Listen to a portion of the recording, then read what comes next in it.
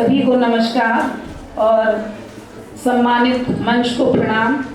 माँ सरस्वती और स्वामी विवेकानंद जी जो हम सभी युवाओं के प्रेरणा स्रोत हैं, उनको नमन करती हूँ। और आज के हमारे मुख्य अतिथि, मुख्य वक्ता, जिनको अभी आपने विस्तार से सुना पंच परिवर्तन के विषय पर, और एक अभिभावक के नाते उन्होंने अपनी सभी विषयों को रखा और अंत में आपको प्रश्न देकर जा रहे हैं कि आप उसको अपने जीवन में अपनाएं और उस पर चर्चा करें। तो किसी आगे 1-2 महीने के बाद हम इस पर चर्चा कर सकते हैं कि जो विषय आज रखा गया उसमें से कितनी बातों को हमने अपनाया। अभी तुरंत तो नहीं अपनाया, क्योंकि अभी उन्होंने अंत में नागरिक अनुशासन की बात कही और जैसे ही उन्होंने अपने उद्बोधन को समाप्त किया, आपने अनुशासन को भंग करने की कोशिश की। तो अभी तो तुरंत नहीं किया है, पर जो है मैं ये चाहूंगी कि आप अपने जीवन में इसको उतारें और इस पर भी एक संवाद कार्यक्रम होगा जिसमें आप ये बताएंगी कि आपने अपने जीवन में इन बातों में से किन बातों को अपनाया है। क्योंकि जिन महापुरुषों का उदाहरण देकर भाई साहब ने बताया वो हम सभी जानते हैं। ऐसा नहीं कि हमने उनके बारे में महाभारत काल से हो, चाहे रामचरितमानस, रामायण, वाल्मीकि रामायण काल से हो, हम सभी जानते हैं उसमें जो उद्धृत उदाहरण हैं उनको हमको लेकर चलना चाहिए। पर क्या हम उनको आत्मसात कर पाते हैं, क्या ले पाते हैं? तो मैं आपका बहुत बहुत आभार प्रकट करती हूँ कि आपने हमारी छात्राओं के बीच, हमारी शिक्षिकाओं के बीच ये विचार की ज्वाला उन्मुख की है और उसके माध्यम से वो आगे अपने जीवन में कार्य करेंगी।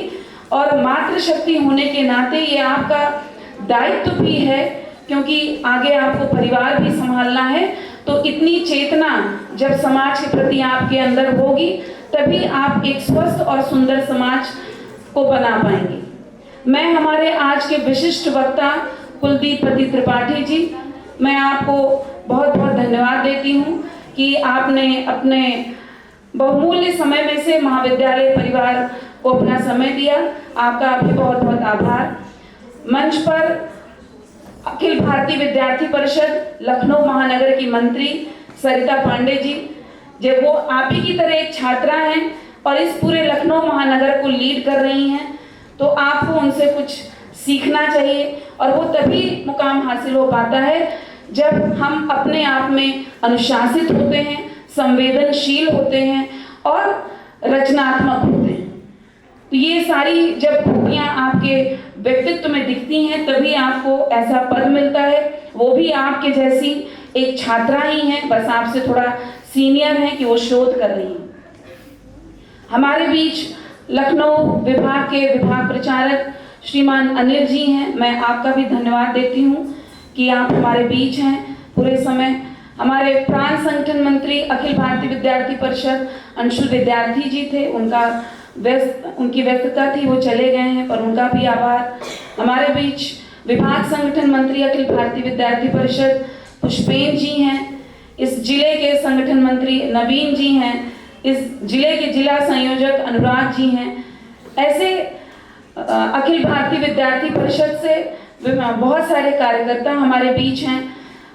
आप सभी का हार्दिक स्वागत, अभिनंदन इस महाविद्यालय की ओर से मैं करना चाहूँगी और धन्यवाद देती हूँ कि आपने समय दिया। प्रवीण मिश्र जी, जो पहले जिला प्रमुख थे इसी जिले के, और उनका स्नेह रहता है कि वो हमारे कार्यक्रमों में जरूर आते हैं और अब वो महानगर के दायित्व में हैं। आप हमारे बीच हैं। ज्ञानेंद्र जी, आप सभी का स्वागत, अभिनंदन एवं धन्यवाद। जैसा कि इतना विस्तृत विषय रखा जा चुका है और हमारे बीच मनोज जी भी हैं, हमारे इस जिला के जिला प्रचारक हैं, पश्चिम जिले में आता है अपना कॉलेज। आपका भी स्वागत, अभिनंदन है, धन्यवाद है कि आप हमारे बीच आए हमारे आग्रह पर।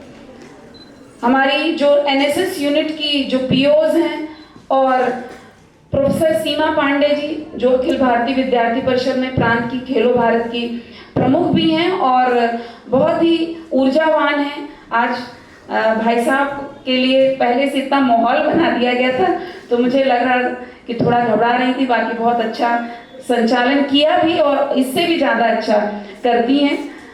तो आपकी ऊर्जा की वजह से ही आपको इतना बड़ा दायित्व मिला हुआ है। हमारे बीच अखिल भारतीय विद्यार्थी परिषद की लखनऊ महानगर की छात्रा प्रमुख डॉक्टर प्रतिमा घोष जी हैं और इस कॉलेज की बहुत यूनिट है जो इस छात्राएं हैं। निरंतर आप देख रहे हैं कि सभी के प्रयास से ये सुंदर कार्यक्रम आयोजित हुआ। इस युवोत्सव कार्यक्रम के अंतर्गत कई प्रतियोगिताएं हुई। आज भी सुबह वॉलीबॉल प्रतियोगिता हुई जिसमें कि डीएवी कॉलेज की छात्राएं और नवयुग कन्या महाविद्यालय की छात्राओं के बीच वॉलीबॉल की प्रतियोगिता हुई है नगर खेलों कुंभ के अंतर्गत। उसमें ये हमारे लिए खुशी की बात है कि नवयुग कन्या महाविद्यालय की छात्राएं जो है जीती हैं। वैसे तो हार जीत लगी रहती है। डीएवी की भी छात्राओं को बधाई। अभी पुरस्कार वितरण होना है जिसके लिए आप बेसब्री से इंतजार कर रहे हैं, तो उसमें मैं बहुत देर तक बाधा नहीं बनूंगी। पर ये जरूर है कि जो विषय रखे गए हैं आदरणीय प्रांत प्रचारक कौशल जी द्वारा, उनको अपने जीवन में आप आत्मसात करें और एक मातृशक्ति होने के नाते ये आपका दायित्व तो और ज़्यादा बढ़ जाता है। जैसे कि कुटुंब प्रबोधन की बात आई तो परिवार बनते भी और जुड़ते और उनकी जो हम कहें मजबूत होते हैं वो भी एक मातृशक्ति से ही होते हैं, और जब बिखरते हैं तो वो भी एक मातृशक्ति से ही होते हैं। क्योंकि अगर आप दहेज की कुप्रथा देखें और चाहे परिवारों को टूटते हुए देखें तो उसमें कहीं ना कहीं महिला होती है। अगर मातृशक्ति जो है ये दृढ़ निश्चय कर ले कि मुझे परिवार को लेकर चलना है तो ये चीज़ें नहीं देखने में आएंगी। क्योंकि पहले परिवार कम टूटते थे, अब ज़्यादा टूटते हैं, क्योंकि पहले हम में त्याग की भावना शायद ज़्यादा थी, अब थोड़ा कम होती जा रही है। इस वजह से ये दिक्कतें आ रही हैं। जैसे नागरिक कर्तव्य की बात आई तो हम अपने अधिकारों के प्रति तो बहुत सजग रहते हैं पर अपने कर्तव्यों को भूल जाते हैं। एक छात्र होने के नाते, एक शिक्षक होने के नाते, एक भारतीय नागरिक होने के नाते हम सभी के जो कर्तव्य हैं उनका कर्तव्यों का पालन करें। भारत के का जो संविधान है उसमें अपनी दृढ़ निष्ठा बनाए हुए उसके नियमों का हम पालन करें। जो भी नियम बनाए गए हैं सड़क पे कैसे चलना, जैसा कि अभी भाई साहब ने कहा कि जब हम टू व्हीलर पे चल रहे हैं तो हमें अगर हेलमेट लगाना है तो हेलमेट लगाना चाहिए। अगर हमको दो लोगों से ज़्यादा की सवारी नहीं होनी है तो हमें नहीं करनी चाहिए। कभी भी अनावश्यक सामग्रियों का प्रयोग करते हुए जो वर्जित हैं गाड़ी नहीं चलानी चाहिए। तो यही सब हमारे जो हमारे जीवन के लिए भी ज़रूरी है और ये नागरिक अनुशासन के नाते भी ज़रूरी है। पर्यावरण उससे हम सभी प्रभावित हैं, तो इसलिए हम सभी की जिम्मेदारी है कि पर्यावरण संरक्षण हम सभी करें। एक अगर हम देखें तो हमारी सनातन संस्कृति में जो भी अभी कहा गया वृक्ष हैं तो वृक्षों की पूजा होती है। एक कोई त्योहार होता है जिसमें बरगद की पूजा होती है, वट की पूजा होती है, वट सावित्री देख लीजिए। कोई पूजा होती है जिसमें पीपल की पूजा होती है। पीपल हमें सबसे ज़्यादा ऑक्सीजन देता है। आप तो पढ़ी लिखी छात्राएं, आपको पता है कि जो है ऑक्सीजन हम इनटेक करते हैं यानी लेते हैं और कार्बन डाइऑक्साइड छोड़ते हैं, वही पेड़ कार्बन डाइऑक्साइड सोखते हैं और उससे जो है अपना भोजन बनाते हैं जिसको हम भोजन के रूप में भी ग्रहण करते हैं। जो वेजिटेरियन है उनके लिए तो और पेड़ों की आवश्यकता है, पौधों की आवश्यकता है।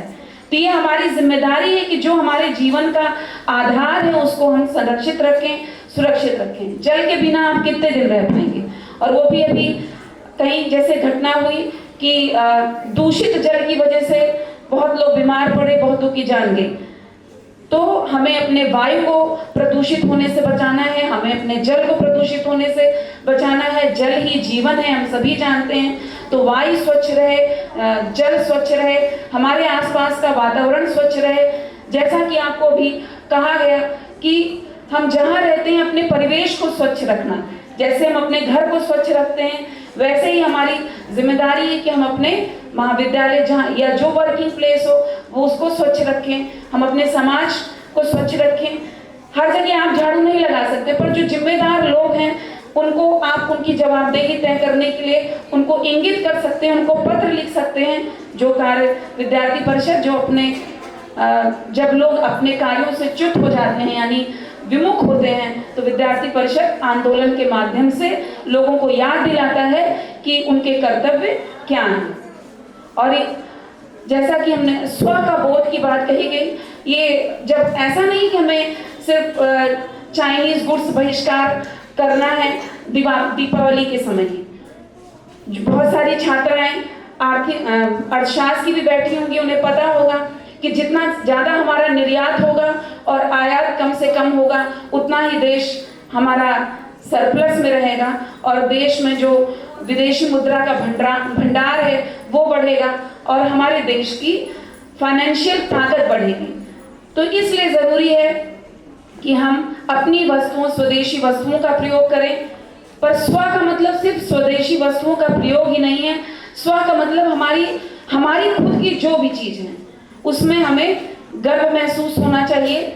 इंफीरियरिटी कॉम्प्लेक्स नहीं होना चाहिए, भले सुपीरियरिटी कॉम्प्लेक्स ना हो। कॉम्प्लेक्स हर चीज़ का खराब है, चाहे सुपीरियरिटी का हो चाहे इंफीरियरिटी का, पर स्वाभिमान होना जरूरी है, अभिमान नहीं। तो इस वजह से हमको हमारी जो भी हमारी प्राचीन कला रही है, हमारा साहित्य रहा है, उसमें कुछ ना कुछ तो इतना गौरवशाली रहा कि जो भी हमारे आक्रमणकारी रहे उन्होंने सबसे पहले उसी को कुठाराघात करने की कोशिश की। चाहे वो हमारी पाटलिपुत्र की जो है लाइब्रेरी जलाने की बात हो, जो कि महीनों जलती रही, जो ज्ञान का भंडार थी ज्ञान का भंडार, तभी तो उसको टारगेट किया गया, उसको जलाया गया। इसी तरीके से हमारे मंदिर जो आर्किटेक्चर के मिसाल हैं उनको सबसे पहले तोड़ा गया, जिससे कि हमारे जो स्वाभिमान है उस पर चोट की जा सके। तो इसलिए स्व का भाव जरूरी है। हमने बहुत मुश्किल से ये स्वतंत्रता पाई है और इस स्वतंत्रता को संरक्षित रखना हम सभी का दायित्व है, और खास तौर पे आप युवाओं का। और आप युवा छात्राएं हैं तो आपको अपने लिए सजग रहना है, अपने परिवार के लिए सजग रहना है, अपने समाज, अपने देश के लिए सजग रहना है। जो भी आप ज्ञान ग्रहण करें उसको समाज में देने की कोशिश करें। वही 24 घंटे सबके पास होते हैं, उसको किस तरीके से प्रॉपर टाइम मैनेजमेंट करके आपको चलना है कि आप खुद के लिए भी समय निकाल सकें, परिवार के लिए भी समय निकाल सकें और समाज के लिए भी समय निकाल सकें। क्योंकि अगर देश नहीं रहेगा, अगर राष्ट्र हमारा अखंडित भारत का जो स्वप्न देखा गया है वो अखंड नहीं रहेगा, तो हमारा भी कोई अस्तित्व नहीं रहेगा। जो भारत जब गुलाम था, परतंत्र था, तब कैसी स्थितियों में लोग रहते थे, कितने लोगों ने बलिदान दिया है। अभी साहबजादे जो थे जिन्होंने अपने प्राण दिए, कितने छोटे छोटे बच्चे थे वो, और उन्होंने अपने देश के लिए ही जान दी। उनका बलिदान दिवस भी हमने मनाया है। तो अपने पंथ, संप्रदाय और इन सारी चीज़ों से ऊपर धर्म जो कहते हैं हम, जो रिलीजन कही जाती है, इन सब से ऊपर उठकर हमको बस ये सोचना है कि ये भारत देश हमारा है और इसको हम किस प्रकार से अखंड भारत जो हमारे सपना देखा है पूर्वजों ने, उसको हम बनाए रखें। और कैंपसेस में आज हम लखनऊ में भी, ये दुर्भाग्य है कि लखनऊ विश्वविद्यालय में भी सवर्ण और SC ST OBC को लेकर ऐसे नारे उठाए जा रहे हैं और वहां पर विखंडन की बात हो रही।